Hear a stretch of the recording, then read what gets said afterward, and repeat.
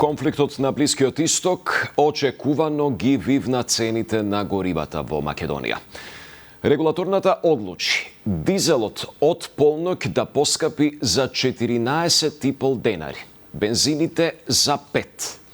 На бензинските пумпи веќе се формираат долги колони возила за да наполнат гориво по старите цени. На една од бензинските е и Сандра Спасовска со екипата на Канал 5.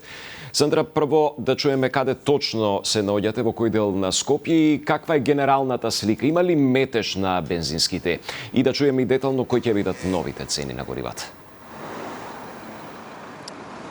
Да, Борче, ние се наоѓаме во скопската населба Влаев, општина Карпош. Практично би кажала дека веќе час и половина сме тука и двете страни на булеварот Партизански одреди, каде што има бензински пумпи, е закочен. Има доста гужва се создаде на бензинските пумпи по одлуката на регулаторната цена за новите цени на нафтените деривати, кои што ќе важат од полноќ. Граѓани се обидуваат секако да наполнат гориво по старите цени кои што важат во моментов.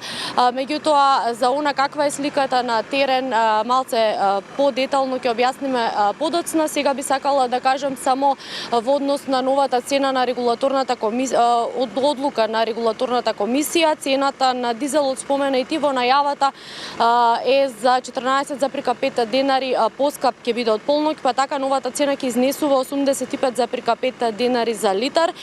Бензините поскапуваат за 5 денари, односно Евро Супер БС 95 ќе се продава по цена од 79,5 денари за литар и Евро Супер БС 98 од полноќ ќе се продава по цена од 81,5 денари за литар.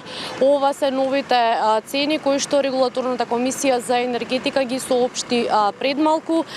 Споменав, направија навистина големи гужви на бензинските пумпи.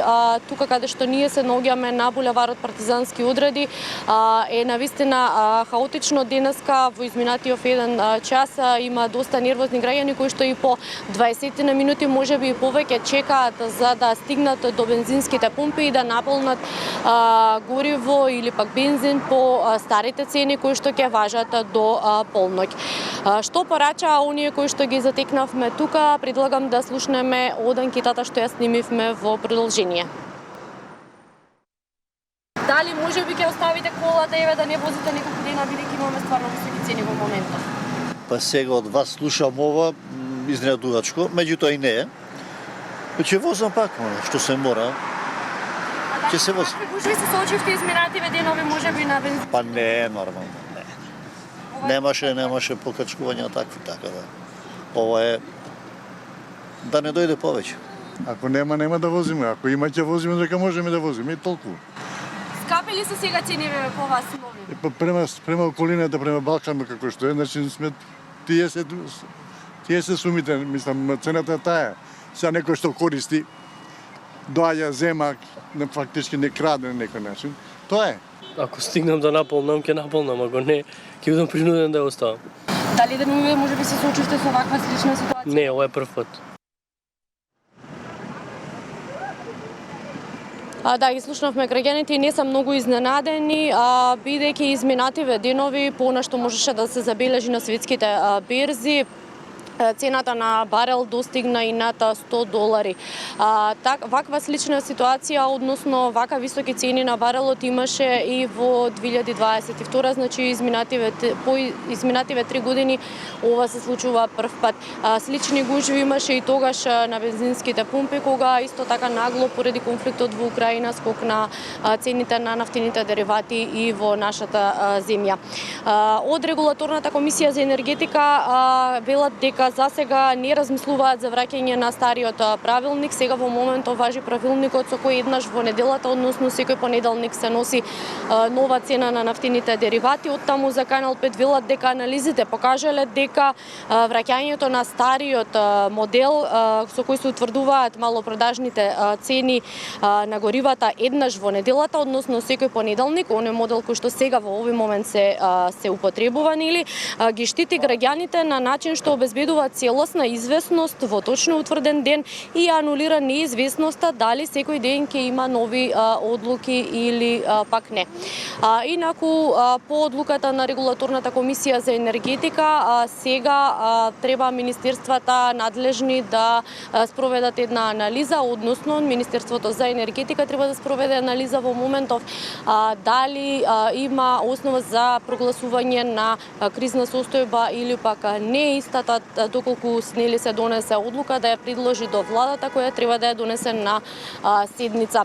И премиерот Мицкоски во изминативе денови неколку пати повтори дека тие следат состојбата и дека доколку има потреба ќе биде прогласена кризна состојба. Според најавите кои што досега ги имавме од надлежните, намаса се неколку опции, а тоа е намалување во делот на акцизата или пак данокот. Разговаравме денеска и со директорот на пазарниот инспекторат, кој што во кус разговор ни посочи дека изминативе денови имало над 270 контроли инспекциски на бензинските пумпи, дека состојбата во моментов според нив е стабилна, насекаде има нафтени деривати, нема застој во работата и дека само на одредени бензински пумпи има ограничување до 50 литри да се наточи гориво, бидејќи согласно закон кога имаме зголемена побарувачка, како што има во моментов, бидејќи изминатава една недела имало 3 до 4 пати зголемена побарувачка од страна на граѓаните, дека согласно закон тоа им е дозволено и во тој дел нема да има никакви опоменувања или казни за било кој од компаниите.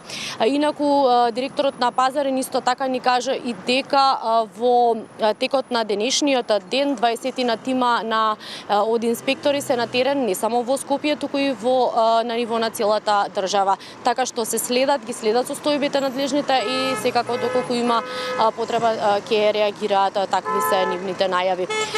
Инаку ваква слика со колони застои на бензинските пумпи може денеска да се забележат и кај дел од соседните земји. Таква слична беше сликата како кај нас денеска од рано утринава и во Црнагора, додека соседна Србија денеска на вонредна владина седница донесе одлука да се забрани извозот на нафтени деривати, додека трае ова неизвестност околу цените и секако неизвестноста со нафтените деривати поради конфликтот на Блискиот Исток. Студио. Ти благодарам.